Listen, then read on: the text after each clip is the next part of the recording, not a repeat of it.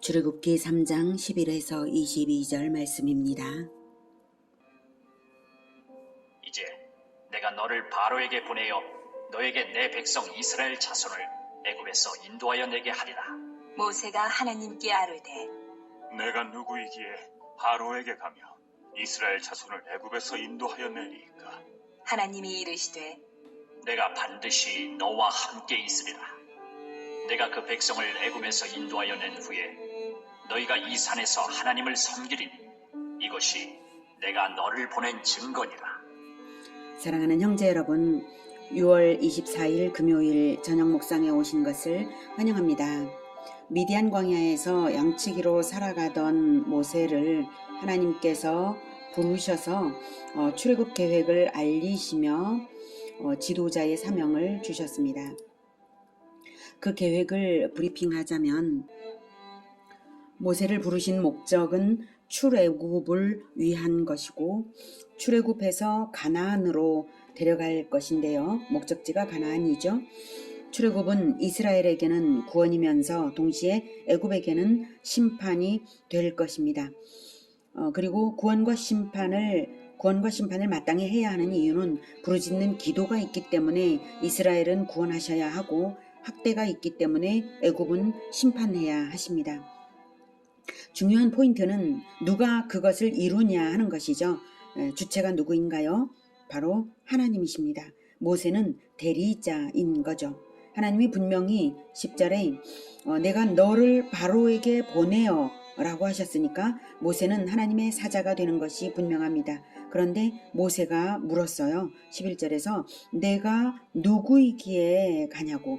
40년 전하고는 완전 달라졌죠. 광야에서 민초로 40년 살더니 겸손해진 것 같은 모양새이기는 해요. 아마도 모세는 40년 전에 히브리인이 말한 것을 기억했기 때문에 그랬을 것입니다. 출애굽기 2장 14절에 그가 이르되 누가 너를 우리를 다스리는 자와 재판관으로 삼았느냐? 네가 애굽 사람을 죽인 것처럼 나도 죽이려느냐? 이랬죠. 그래서 모세가 두려워서 일이 탄로 난 줄을 알고 도망쳐 왔었잖아요. 자, 그러니 간다 해도 이스라엘 민족이 지도자로 인정해줘야 리더십도 발휘하고 외교를 할 것 아닙니까? 이런 뜻으로 내가 누구이기에 이렇게 말했습니다. 그래서 하나님이 해결책을 주십니다. 해결책은 바로 내가 반드시 너와 함께 있으리라. 네가 그 백성을 애굽으로 인도하여 낸 후에 너희가 이 산에서 하나님을 섬기리니 이것이 내가 너를 보낸 증거니라 라고 하시죠. 해결책이 무엇인가요? 바로 하나님이 함께 있으시는 것입니다. 하나님이 늘 함께 있으니 그냥 탁 믿고 무조건 담대하게 들이밀라는 뜻입니다. 무슨 임명장이 필요 없고 무슨 공문 들고 갈 일 아니다. 네가 가서 말만 하면 말하는 대로 다 된다 이 뜻입니다. 믿음이 해결책이고 믿음이 사명자의 권능입니다. 예수님도 우리에게 복음화 제자화의 사명을 주시며 똑같은 해결책을 주셨습니다. 마태복음 28장 20절에 내가 너희에게 분부한 모든 것을 가르쳐 지키게 하라. 볼지어다 내가 세상 끝날까지 너희와 항상 함께 있으리라. 이렇게 예수님께서 말씀하셨습니다. 함께 계시는 그 해결책을 주시고 계십니다. 우리도 모세처럼 예수님의 가르침을 가르쳐 지키게 하는 일을 계속한다면 세상 끝날까지 예수님이 우리와 함께 하시는 줄을 믿으시기 바랍니다. 그러니 성경 배우고 가르치기를 포기하지 마시고요. 아는 만큼 누구에게든지 가르쳐 주십시오. 예수님이 하늘과 땅의 모든 권세로서 함께 하시겠다는 약속이 걸린 계명입니다. 이것이 모세가 받은 사명만큼 중요한 사명입니다. 자, 하나님께서 모세에게 해결책에 이어서 하나님의 대리자라는 증거도 제시하셨는데요. 눈앞에 보이는 증거를 주시지 않고요. 아까 3장 12절에서 너희가 이 산에서 하나님을 섬기리니 라고 말씀을 하셨죠. 너희가 이 산에서 하나님을 섬기리니 1년 후에 있을 시내산 언약식을 말씀하시는 것입니다. 미래의 일을 대리자의 증거, 사명자의 증거라고 알려주시는 거예요. 그걸 어떻게 믿고 가냐고요? 네, 못 믿으면 대리자로 못 가죠. 믿으면 대리자이고 믿고 가면 권능이 있게 되는 것입니다. 모세의 마음에 미래의 일을 증거로 새겨서 마음에 미래의 일을 새겨서 가라는 것입니다. 약속을 믿는 자가 사명자입니다. 우리에게도 미래의 일을 증거로 주셨습니다. 그래서 믿으라는 거죠. 이미 성경에 약속하신 것입니다. 이것을 믿는 자가 하나님의 대리자이고 사명자입니다. 그 약속 보시겠습니다. 요한계시록 7장 9에서 14절. 이 일 후에 내가 보니 각 나라와 족속과 백성과 방언에서 아무도 능히 셀 수 없는 큰 무리가 나와 흰옷을 입고 손에 종려가지를 들고 보좌 앞과 어린 양 앞에 서서 큰 소리로 외쳐 이르되 구원하심이 보좌에 앉으신 우리 하나님과 어린 양에게 있도다 하니 모든 천사가 보좌와 장로들과 네 생물의 주위에 서 있다가 보좌 앞에 엎드려 얼굴을 들고 하나님께 경배하여 이르되 아멘. 찬송과 영광과 지혜와 감사와 존귀와 권능과 힘이 우리 하나님께 세세토록 있을지어다. 아멘 하더라. 장로 중 하나가 응답하여 나에게 이르되 이 흰옷 입은 자들이 누구며 또 어디서 왔느냐? 내가 말하기를 내 주여 당신이 아시나이다 하니 그가 나에게 이르되 이는 큰 환난에서 나오는 자들인데 어린 양의 피에 그 옷을 씻어 희게 하였느니라. 종말에 있을 일을 보여주는 것인데요. 우리가 부르는 찬양에 구원하심이 보좌에 앉으신 우리 하나님과 어린 양께 있도다 라는 가사가 있었죠. 바로 이 장면을 노래한 것입니다. 중요한 것은 이 찬양을 하는 사람들이 얼마나 되나요? 네, 9절에 아무도 셀 수 없는 각 나라와 족속과 백성과 방언에서 아무도 능히 셀 수 없는 큰 무리가 나왔다고 말하고 있습니다. 그 중에 우리가 있을 것입니다. 나라별로 족속별로 백성별로 방언별로 무리지어서 찬양을 하는 그 자리에 작은 무리가 아니라 아주 큰 무리로 함께 서서 하나님과 어린 양 예수님 앞에 서서 이 찬양을 거기서 부를 것입니다. 우리가 그 무리에 속하는지는 14절을 보면 알 수 있습니다. 14절에 어린 양의 피에 그 옷을 씻어 희게 하였느니라. 어린 양의 피에 그 옷을 씻어 희게 하였느니라. 네, 바로 그런 사람입니다. 어린 양의 피에 그 옷을 씻어 희게 한 사람들, 어린 양 예수님의 십자가의 피에 죄를 씻어서 내 행실의 옷을 깨끗하게 하는 자들입니다. 여러분, 예수님을 믿으십니까? 예수님을 믿는다는 것은 나의 죄를 대신해서 십자가에서 속죄의 제물로 죽으시고 또한 부활하심으로써 나의 부활을 보장하시는 그리스도 예수님을 왕으로 믿고 따르는 것을 말합니다. 나를 살리시기 위해 자기 피로 죄값을 치러서 나를 사셨으니 나는 그분의 백성이고 그분은 나의 왕이십니다. 그분의 법을 지키며 그분의 약속을 바라고 그분의 가르침대로 사는 것이 믿음입니다. 그래서 믿음은 관념이 아니라 인생이고 생활이고 인격입니다. 예수님을 닮아가는 것입니다. 우리가 바로 그런 무리로 증거되기를 기원합니다. 그러면 우리가 살 땅이 어떤지도 요한계시록 21장에 약속되어 있는데요. 그걸 보겠습니다. 요한계시록 21장 1절에서 5절. 또 내가 새하늘과 새 땅을 보니 처음 하늘과 처음 땅이 없어졌고 바다도 다시 있지 않더라. 또 내가 보매 거룩한 성 새 예루살렘이 하나님께로부터 하늘에서 내려오니 그 준비한 것이 신부가 남편을 위하여 단장한 것 같더라. 내가 들으니 보좌에서 큰 음성이 나서 이르되 보라 하나님의 장막이 사람들과 함께 있음에 하나님이 그들과 함께 계시리니 그들은 하나님의 백성이 되고 하나님은 친히 그들과 함께 계셔서 모든 눈물을 그 눈에서 닦아주시니 다시는 사망이 없고 애통하는 것이나 곡하는 것이나 아픈 것이 다시 있지 아니하리니 처음 것들이 다 지나갔음이러라. 보좌에 앉으신 이가 이르시되 보라 내가 만물을 새롭게 하노라 하시고 또 이르시되 이 말은 신실하고 참되니 기록하라 하시고. 우리가 영원한 상속으로 받을 땅은 새 하늘과 새 땅입니다. 처음 땅, 지금 우리가 살고 있는 지구는 없어지고 이 지구와는 전혀 다른 차원의 새로운 환경이 주어집니다. 2절에 거룩한 성 새 예루살렘은 남편을 위해 준비한 신부, 즉 새 예루살렘 공동체입니다. 방금 읽은 요한계시록 7장 9절에서 하나님과 어린 양 앞에서 찬양을 하는 아무도 능히 셀 수 없는 큰 무리가 바로 이 새 예루살렘 공동체와 같은 사람들입니다.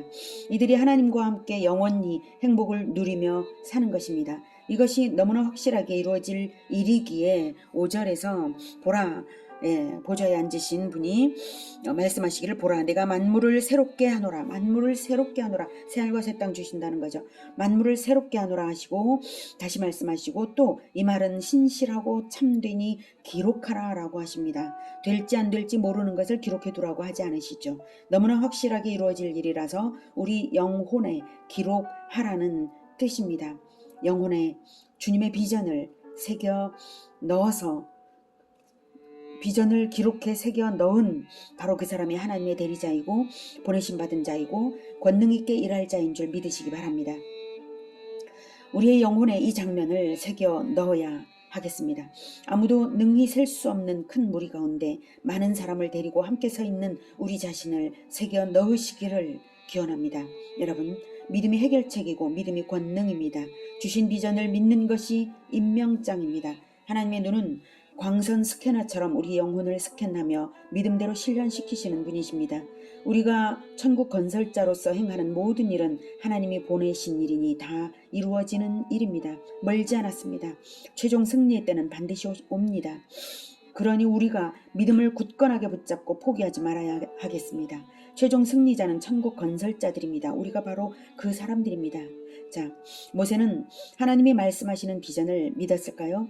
하나님이 함께 하신다는 것과 미래의 언약식을 믿었을까요? 네, 믿은 것이 분명합니다. 믿었으니까 정말로 말씀하신 대로 1년 후에 이 시내산에서 언약식이 이루어집니다. 그것이 출애굽기 19장 1에서 6절에 나오죠. 확인할게요.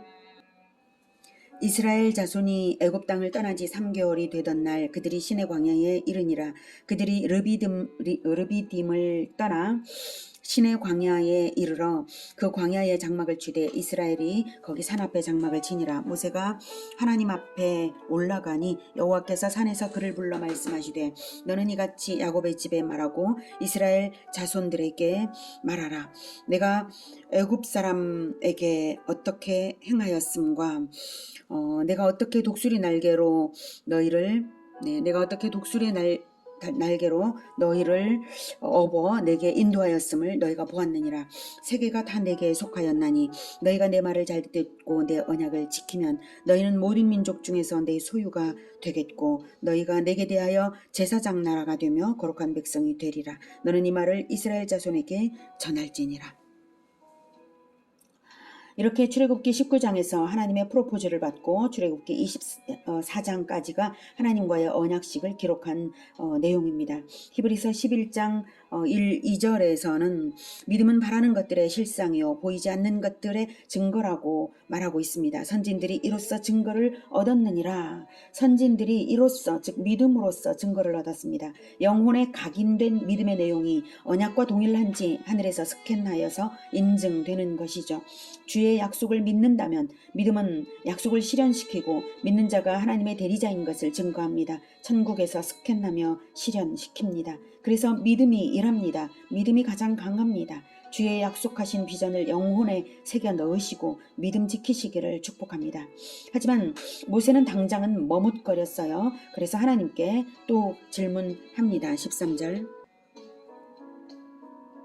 모세가 하나님께 아뢰되 내가 이스라엘 자손에게 가서 이르기를 너희의 조상의 하나님이 나를 너희에게 보내셨다 하면 그들이 내게 묻기를 그의 이름이 무엇이냐 하리니 내가 무엇이라고 그들에게 말하리이까. 네, 모세가 왜 이런 예측을 할까요? 하나님은 한 분이시고 이스라엘은 한 분이신 하나님만 믿는데 그리고 그 하나님이 조상 아브라함 때부터 약속하신 출애굽을 드디어 하라고 나를 보내셨다고 하면 두말할 것 없이 서로 알아들어야 하는 건 아닌가요? 신의 이름을 물을 필요가 있을까요? 네, 출애굽을 하라고 보내셨다 하면 언약을 기억하는 한 척 알아듣게 되어 있는 것이죠. 조상 때부터 물려받은 신앙을 간직했다면 말입니다. 이스라엘 장로들이 자기에게 너를 보내신 그 신의 이름이 무엇이냐고 물을 것이라고 예측하는 데는, 모세가 예측하는 데는 사후의 환경적인 이유가 있습니다. 애굽은 다신교를 믿는 나라입니다. 신의 수가 너무 많아서 대화 중에 신을 말할 때 그 신의 이름이 무엇이냐고 묻는 것이 애굽의 자연스러운 풍습입니다.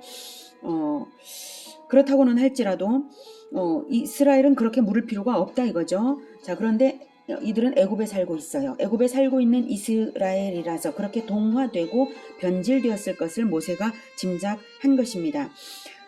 사회 환경적인 이유가 그렇다고 할지라도 모세가 너희 조상의 하나님이 나를 너희에게 보내셨다 하면, 즉 너희 조상의 하나님이 언약하신 대로 가나안 땅 주시기 위해 출애굽하라고 나를 너희에게 보내셨다, 이렇게 하면 의뢰 알아들어야 정상이죠. 아하, 창세기 15장 13, 14절에 약속하신 그 횃불 언약을 드디어 이루시려고 하시는구나.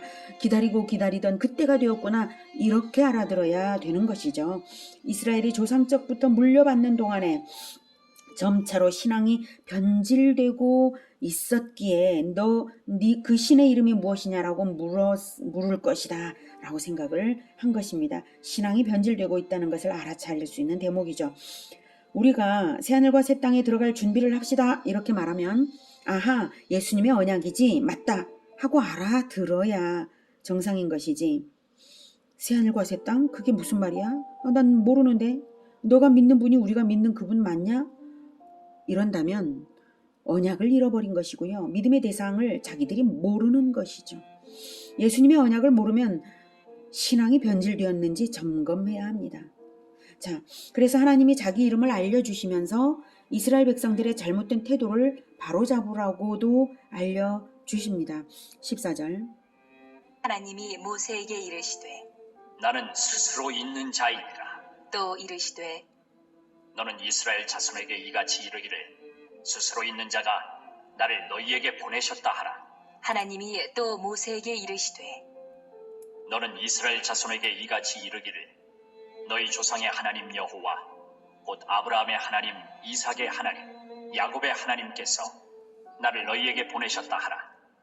이는 나의 영원한 이름이요 대대로 기억할 나의 칭훈이라. 네, 두 가지가 초점입니다. 14절에 나는 스스로 있는 자다. 15절에 대대로 기억할 나의 칭훈이라, 이것입니다. 먼저 14절 스스로 있는 자는 여호와라고 하는데요. 여호와라는 이름의 뜻이 스스로 있는 자입니다. 같은 말이죠. 나는 스스로 있는 자니라는 히브리어로 예후웨 아쉐르 예후웨, 영어로는 I am who I am, 우리말로는 나는 나다 이 말입니다. 느낌 오시죠? 나다, 신, 이겁니다. 세상에 신이란 신은 다 내가 만든 영적 피조물인데 피조물들이 스스로 타락해서 자기가 신이라고 나서는 것들이고, 진짜 창조주는 나다. 나밖에 신이 없다. 나는 다른 어떤 것에도 의존할 필요가 없는 스스로 있는 자다. 모든 피조물이 나에게 의존하다. 원천자가 나다. 그래서 스스로 있는 자다. 나다. 신. 이겁니다. 그러니 다른 어느 잡신이 보내는 것이 아니라 유일하신 창조주 여호와가 너를 보내었다고 이스라엘에게 말하라. 당당한 권위를 가지고 말하라. 이겁니다. 15절에 대대로 기억할 나의 칭호. 이것은 그러니 이 위대한 여호와의 선택을 받은 너희들인데 왜 조상의 언약을 잊어버렸냐는 책망이 들어있는 말씀이죠. 대대로 기억할. 너희 조상의 하나님 여호와, 그 조상의 그 후손이면 척하면 알아들어서 언약을 기억하고 알아들어야 할 것 아니냐 이거죠. 아브라함의 하나님, 이삭의 하나님, 야곱의 하나님, 출애굽의 언약을 조상 대대로 주신 그 하나님이다 이거죠. 조상 대대로 언약을 주시고 안 잊어버리시는 하나님이시다. 그러니 여호와는 대대로 기억할 나의 칭호다 이겁니다. 결국 대대로 기억시켜라 이겁니다. 신앙 교육으로 대를 이어가는 것이 살아있는 신앙의 증거입니다. 언약을 알면 언약의 당사자들끼리는 언약을 말하면 서로 알아듣는 것이니까 언약으로서 하나님을 알아보고 기억하고 대대로 물려주어야 합니다. 근데 여호와라는 이름 그것만 물려주고 언약의 내용도 잊어버렸다. 그러면 뭔가 문제가 있는 거 아니겠습니까? 네, 예수라는 이름은 아는데 예수님께서 우리에게 주실 새하늘과 새 땅은 모른다. 문제가 있는 거 아닙니까? 언약을 잃어버린 것이죠. 결혼을 통한 혈통적 대물림만 아니라 가르침의 계통을 이어가시는, 그래서 가르쳐야 됩니다. 언약이 어떤 것인지, 언약이 어떻게 이루어져 갈 것인지, 그 언약에 따른 계명이 무엇인지, 하나님께서 어떤 과정을 거쳐서 그 언약을 어떻게 이루실지 성경에 다 나왔지 않습니까? 그것을 가르침의 계통을 이어가시는 믿음의 조상들이 되시기를 축복합니다. 그러시고 나서 하나님은 자세한 행동 지침도 주십니다. 16절. 너는 가서 이스라엘의 장로들을 모으고 그들에게 이르기를 여호와 너희 조상의 하나님 곧 아브라함과 이삭과 야곱의 하나님이 내게 나타나 이르시되 내가 너희를 돌보아 너희가 애굽에서 당한 일을 확실히 보았노라. 내가 말하였거니와 내가 너희를 애굽의 고난 중에서 인도하여 내어 젖과 꿀이 흐르는 땅 곧 가나안 족속, 헷 족속, 아모리 족속, 브리스 족속, 히위 족속, 여부수 족속의 땅으로 올라가게 하리라 하셨다 하면 그들이 내 말을 들으리니 너는 그들의 장로들과 함께 애굽 왕에게 이르기를 히브리 사람의 하나님 여호와께서 우리에게 임하셨은즉 우리가 우리 하나님 여호와께 제사를 드리려 하오니 사흘길쯤 광야로 가도록 허락하소서 하라. 네, 16절에 너는 가서 이스라엘의 장로들을 모으고, 먼저 대표자들을 모으는 것인데요. 장로들은 12지파의 족장들일 것입니다. 이스라엘은 12지파로 자연적 혈통적인 조직체계가 있어요. 그들에게 이르기를 여호와 너희 조상의 하나님 곧 아브라함과 이삭과 야곱의 하나님이 내게 나타나 이르시되 내가 너희를 돌보아 너희가 애굽에서 당한 일을 확실히 보았노라. 이 말씀을 전하면 장로들이 엄청 위로를 받고 소망을 회복하겠죠. 내가 말하였거니와, 너희 조상들에게도 말하였던 바로 그것, 그 땅으로 이렇게 데리고 가겠다, 올라가게 하리라. 이러면 여기서 내가 말하였거니와, 아브라함 때부터 이미 출애굽 계획과 가나안 정복 계획을 약속한 바와 같이 실행하겠다. 구체적인 족속 이름들도 말씀하시죠. 이렇게 아브라함 때 이미 다 말씀하신 것입니다. 출애굽기 창세기 15장의 말입니다. 자, 이렇게 이스라엘 장로들에게 이러이러하게 말하라 하시며, 그러면 그들이 내 말을 들으리니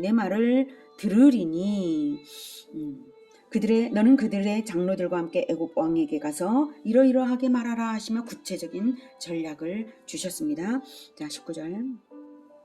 내가 아노니 강한 손으로 치기 전에는 애굽 왕이 너희가 가도록 허락하지 아니하다가 내가 내 손을 들어 애굽 중에 여러 가지 이적으로 그 나라를 친 후에야 그가 너희를 보내리라. 내가 애굽 사람으로 이 백성에게 은혜를 입히게 할지라 너희가 나갈 때에 빈손으로 가지 아니하리니 여인들은 모두 그 이웃 사람과 및 자기 집에 거류하는 여인에게 은폐물과 금폐물과 의복을 구하여 너희의 자녀를 꾸미라. 너희는 애굽 사람들의 물품을 취하리라. 네, 어떻습니까? 하나님의 전략은 정당한 명분을 분명하게 쥐고 승리하는 방법입니다. 하나님은 상대가 어떤 마음을 가지고 있는지를 다 아시기 때문에 애굽 왕 바로가 결국에는 심판을 자초해서 멸망의 길을 갈 것도 다 알고 계십니다. 이 싸움의 결말은 정해져 있는 것입니다. 마침내 승리하여서 출애굽할 것이고 심지어 애굽 사람들에게 은금 폐물과 의복을 선물로 받고 떠나게 될 것입니다. 안 할 이유가 없고 거부할 이유가 없는 역사적 사명입니다.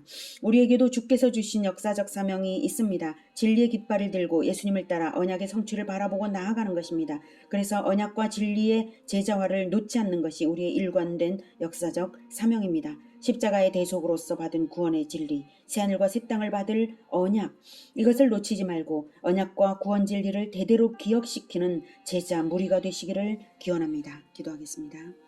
하나님, 우리를 세상으로 모든 민족으로 제자화를 하라고 모세를 보내듯이 보내어 주시니 감사합니다. 우리가 세상에 나아가 복음을 전하여서 생명을 얻게 하고, 그리고 새하늘과 새 땅 예수님의 재림, 다시 오실 왕이신 예수님을 기다리며 바라보며 끝까지 그 언약의 성취를 바라보며 나아가는 언약 공동체로 되게 하여 주시옵소서. 주님, 우리가 가는 길에 늘 함께 하신다고 하셨으니 늘 승리를 주시는 주의 이름을 찬양하며 예수 그리스도 이름으로 기도드립니다. 아멘. 이어지는 시간은 개인 기도 시간입니다.